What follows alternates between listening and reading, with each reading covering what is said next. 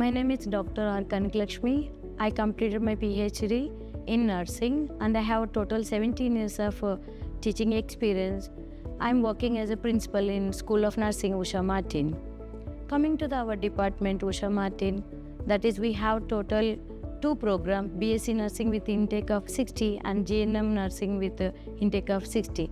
And we are running with the affiliated by INC, that is Indian Nursing Council, and JNRC, that is Jharkhand Nursing Registration Council, and with help of the Usha Martin University.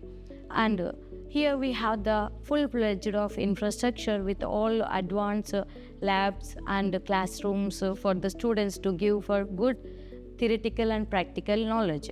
And we have various clinical exposure for our students outside in the Jharkhand, and we have 100% of placement of our students once they completed their courses.